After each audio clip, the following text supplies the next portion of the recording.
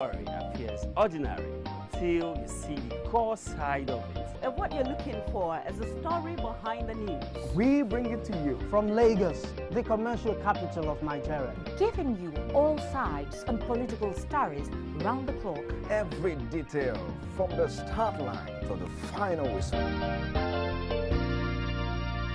CoreTV News, expanding your view.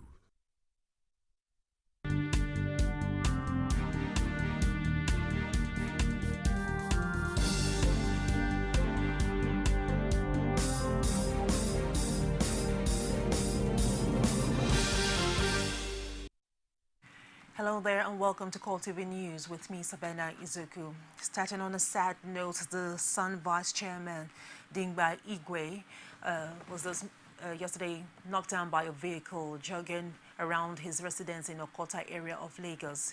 Igwe sustained a fatal injury and was immediately taken to hospital where he underwent surgery.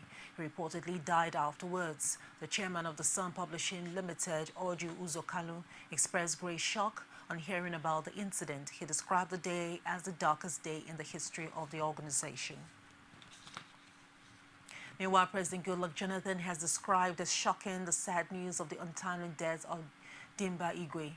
Advisor to the President on Media and Publicity, Ruben Abati, in a statement says President Goodluck Jonathan commiserated with Igwe's family members, friends, associates, guild of editors, and the publisher of Sun newspaper. The deceased, according to him, will always be remembered as a hard-working and dependable professional. He therefore urged Igwe's relatives, friends, associates, and professional colleagues to be consoled by the fact that the deceased lived a purposeful life by putting his God-given abilities to the best use. Jonathan prays that God will grant his family the fortitude to bear the loss of the very forthright journalists and media administrators, and also grant his soul peaceful repose. The secretary to the government of Adamawa State, Lima Tuka, says insurgents have taken over Gulak Town, the headquarters of Madagali local government area of the state. This is contained in a statement issued by Tuka and made available to journalists in Yola on Saturday. The statement says the insurgents had killed and displaced many people in the town during the attack. According to the statement, the state government deeply sympathized with the people of Gulak and other surrounding villages and towns whose areas had been overrun by insurgents. It added that the state government would do as much as possible to assist the displaced persons. Meanwhile, the Emergency Management Agency has been directed to hasten assistance to the displaced persons. The police training school in Gwazo, Borno State, is still under occupation of the Boko Haram sect, weeks after it was attacked and overrun by insurgents. CoreTV News learned that about 27 riot policemen were yet to be found out of the 100 personnel that were receiving training at the school when insurgents struck on the 20th of August. However, there is anxiety in the force over the safety of the missing policemen, some of whom are suspected to have injured or killed by the rampaging sect members. There are fears in the police quarters that some of the affected personnel might not make it back to their squadron in view of the spread of the activities of the insurgents in Gwazo. The police high command, however, says an operation to liberate the facility is underway, adding that a census of the policemen will be taken after the operation. The immediate past Chief of Army Staff, Azubike Ihejirika, who was recently accused by Australian negotiator Stephen Davis of being one of the sponsors of the Boko Haram, has warned Nigerians not to be deceived by what he described as frivolous and baseless accusations. Ihejirika spoke during the meeting of the Alumni Association of Members of Regular Course 18 of the Nigerian Defense Academy at the National Defense College, Abuja. The former army chief says the claims by the Australian that the insurgents mentioned him and the former governor of Borno State, Ali Mudu Sheriff, among the chief sponsors of the Boko Haram terrorists was unfounded. According to Ihejirika, the baseless, frivolous, and unfounded allegations like this have the capacity of diverting the nation's attention away from the main problem. He noted that if the allegations against his person were to have taken place in the developed countries like the United States and the United Kingdom, the issues would have been given not more than an hour's attention for it to be dismissed. He warned Nigerians allies that the terrorists are currently exploiting the country's ethno-religious and socio-political and multicultural faultiness to advance their cause, which they have not been able to achieve through violence. He, however, explained that he was not angered by the attention given to the allegations because of his belief that the country is yet to come to terms with the motives of the terrorists and the desire to bring the country down. The claims of the former governor of Borno State, Ali Modu Sheriff, that he has no link with the deadly Boko Haram sect has come under heavy fire, as the senior advocate of Nigeria, Femi Falana, says he is still not truthful. Sheriff's denial of links with Boko Haram is coming under the heels of damning allegations by an Australian negotiator, Stephen Davis, hired by the federal government to negotiate the freedom of the adopted girls kidnapped from a school in Chibok, Borno State in April. Davis revealed that Ali Modu Sheriff and the former Chief of Army Staff, Azubike Ehejirika, were principal sponsors of the Boko Haram. Although Sheriff has addressed several press conferences to deny the allegations and has threatened a legal action on the issue, Falana believes he still has more to unveil on his involvement with the terror group. I addressed the press 2 days ago and attempted to insult the collective intelligence and memory of Nigerians by denying any links with the dangerous, dreaded Boko Haram sect. And I'm expecting him to sue me, because he said he wanted to sue an Australian. You don't need to go to Australia. What you are looking for in Sokoto is in the pocket of your Sokoto. I'm ready to join issues with him, because not only did he sponsor that organization by providing funds for them, in 2003, he had a deal with the Boko Haram sect to get him to win the election. And if he won his re-election, he will compensate the organization. When he won that election, he appointed Alhaji Bugu Foy as the Commissioner for Religious Affairs to implement Sharia in that state. When the man attended the first Executive Council meeting, he discovered that they were all talking about contracts and how to steal money. So he went back to the camp, the Boko Haram camp, and said, where you send me to is Gida Barawi, the house of thieves. I can no longer be part of them. So he was asked to resign, and that was how Foy resigned from the government of Modu Sheriff. So to say that you don't know them is the greatest lie.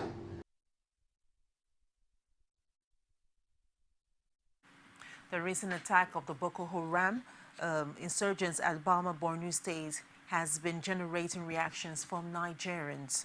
Speaking on a flashy program called Digest, public affairs analyst Adeyemi Aromolaro says government needs to be more proactive and sincere in tackling the issue of insurgents in the country. The only thing we want our government to do is the government needs to get sincere. Otherwise, nothing positive may be achieved.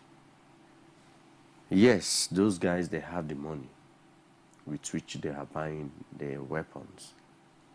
If it were to be in the South, I would say, oh, they are giving out oil, crude oil to get weapons. But what do they have to give? No, so we can begin to insinuate that, look, their sponsors must be international, no more local. For them to have the sophisticated weapons that are superior to our home military authorities that is chasing away the military, then it tells us a lot that these guys, they are well equipped, they are well funded. And if we're talking of the source of funding, then we should look far, far beyond the Nigeria environment. For her part, President Women Arise Initiative Joke Odumaki says Bring Back Our Girls campaign is still at the front burner. She emphasized that they are leaving no stone unturned until the girls are back alive.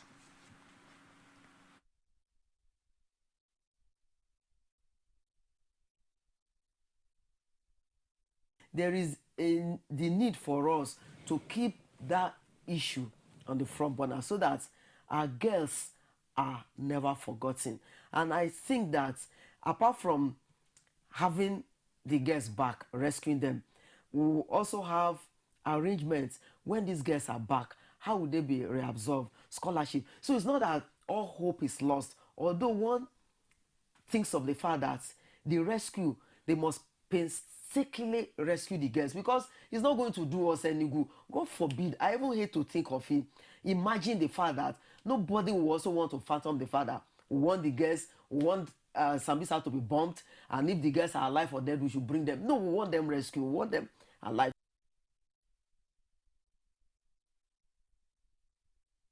After the break, two parties, APC and PDP, are standing against each other on the ongoing election tribunal on who is going to benefit from it. That's after the break. Stay with us. There is an Ebola virus epidemic in some West African countries. The Nigerian government wants you to be aware and watch out against the spread of Ebola in your community. Help keep our country safe and watch out for severe cases of fever, headaches, diarrhea, chest and abdominal pain, sore throat, cough, red eyes, and bleeding from the eyes, ears, and nose, especially when these symptoms are found in persons coming into Nigeria from other West African countries. Protect yourself. Wash your hands regularly with soap and running water, or use a hand sanitizer. Avoid contact with the blood, urine, feces, or saliva of animals like bats, monkeys, gorillas, chimpanzees, or infected persons. The Ebola virus is deadly. Don't catch it, don't spread it. This message is brought to you by the Federal Ministry of Information.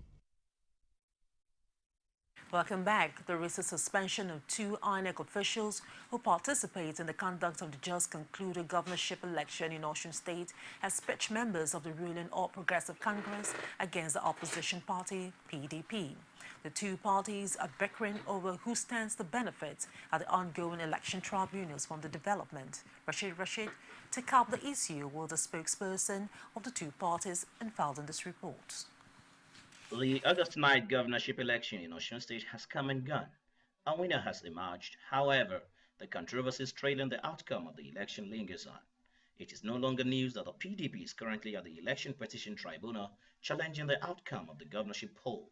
With inspection of election materials and investigations ongoing, the main gladiator in the battle, APC and the PDP, are now pointing accusing finger at each other, claiming that the two INEC officials who were suspended recently are those hired to work for them.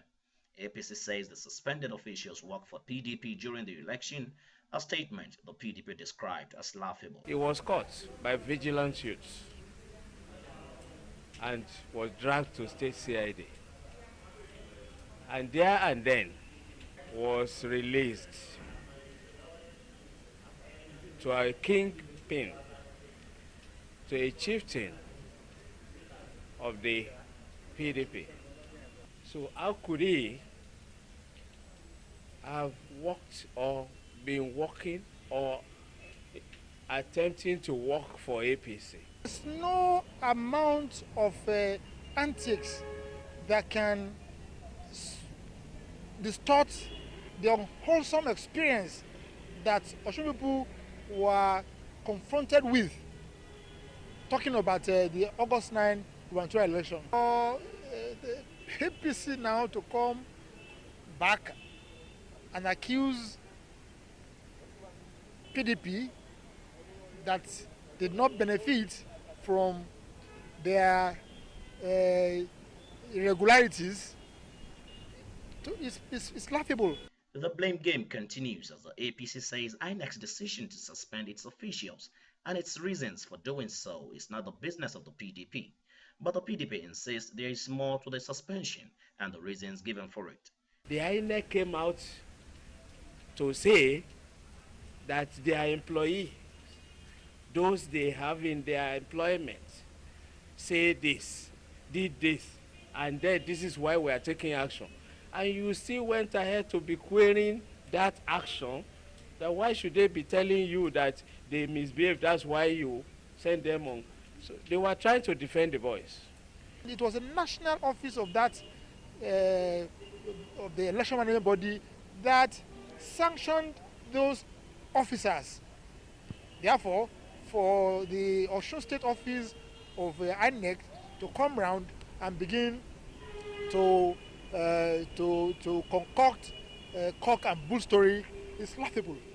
As the bickering continues, both parties were of the opinion that these jobs should be saved for the courtroom when the tribunal commences sitting.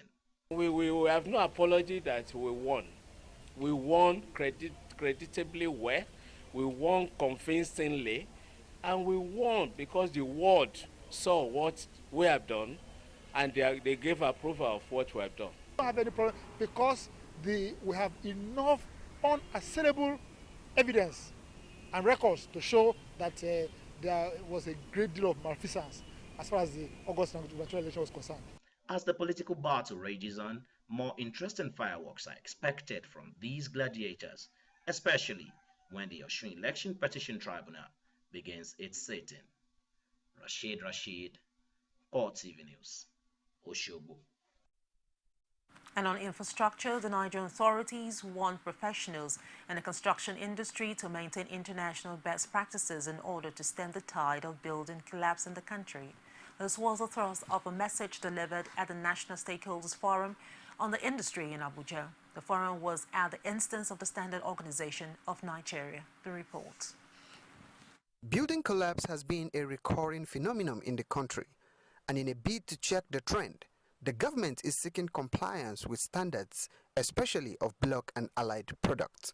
The right application of specifications and the standards will ensure optimal use of resources, right quality and durability of your concrete blocks, thus aligning with the federal government's aspiration for safe and affordable housing for the nation.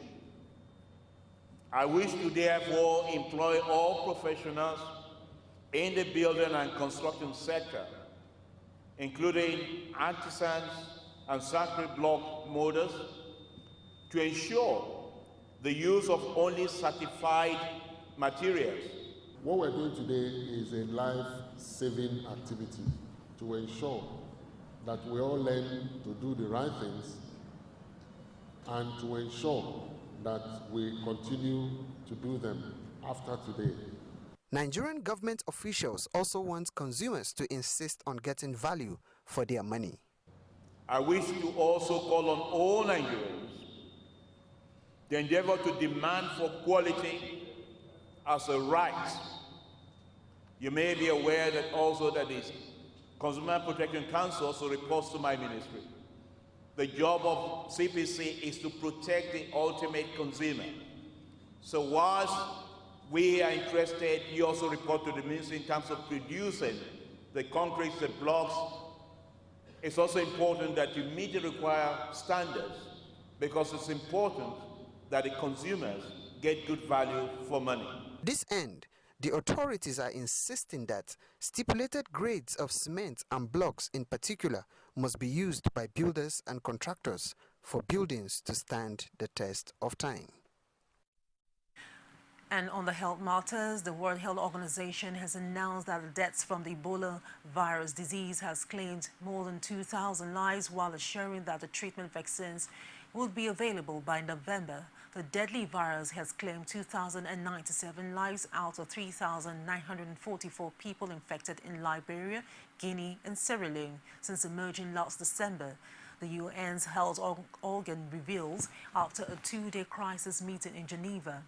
Nigeria has recorded another 8 deaths out of 22 cases recorded in the country. At least 30 more people have died in a separate outbreak in the Democratic Republic of Congo.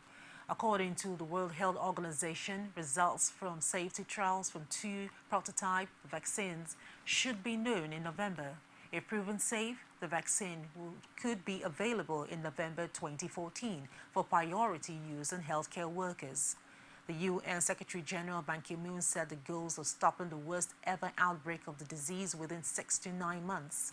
The next few weeks will be crucial, Ban says in New York, adding this was an international rescue call. The meeting in Geneva gathered more than 150 experts in drug research, epidemiology, ethics, regulations, and financing. Used to treat Ebola virus disease, and that all efforts must be invested into helping affected countries use them safely. 2 promising vaccine candidates were identified, One is called chimpanzee adenovirus Ebola, and the other one VSV Ebola. Safety studies are currently underway in the United States of America and soon to start in Europe and Africa. Yes, it's absolutely unprecedented. There is no doubt. It's unprecedented in the willingness that everybody has to move as quickly as possible. And this includes the regulators. As we know, the regulators have a very important role in ensuring that what is used in the human population is same, is effective. So they are really helping us in order to facilitate processes that, while trying to preserve as much as possible safety, this is very important, safety should be preserved, that at the same time development goes very quickly.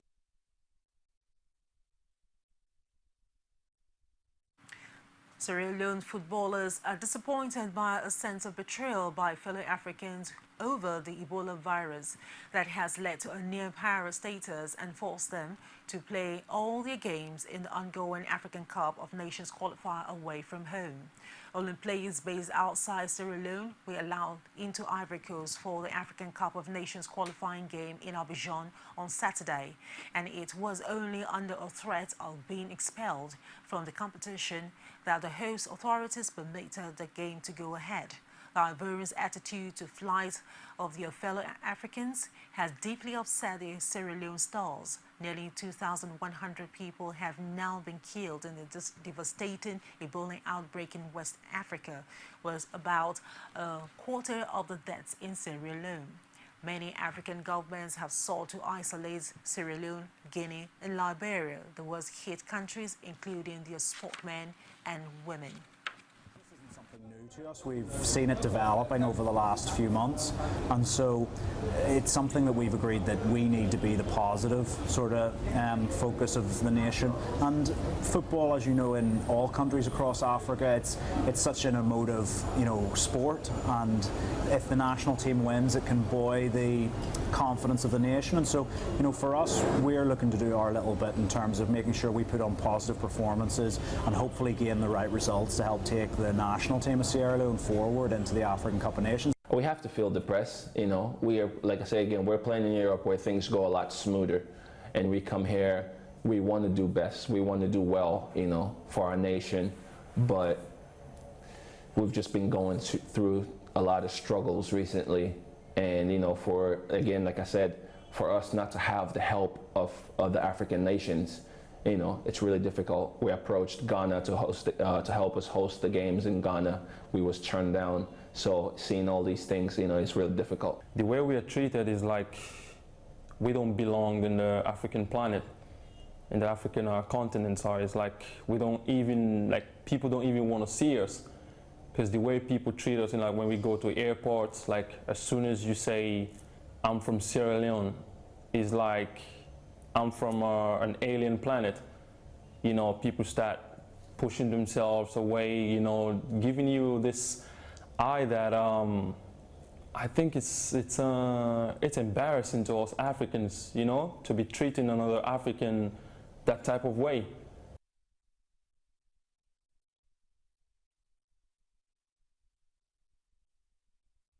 Well, outside Nigeria, pro-Russian rebels and the Ukrainian military accuse each other of breaking a 10-year Kremlin-backed truce only hours after it came into force across the war-battered East.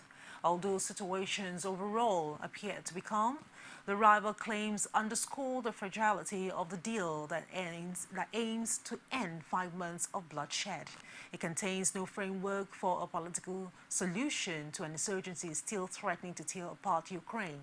Vladimir Markovich, a leading member of the parliament established by the self-proclaimed Donetsk People's Republic, claims that terms of the ceasefire had not been observed. It says Ukrainian units had fired several missiles towards the rebel opposition on the outskirts of the main insurgent basins of Donetsk, just 3 hours after the truce came into effect. In the same vein, Ukraine's National Security and Defense Council spokesman Andriy Lisnenko told reporters that the military had recorded a series of provocations by the rebels. The 12-point pact Signed by Belarusian capital, Minsk is the first backed by both the Kremlin and Kiev since bands of Russian-speaking militias seized the string of government buildings across the Ukraine's industrial heartland in early April.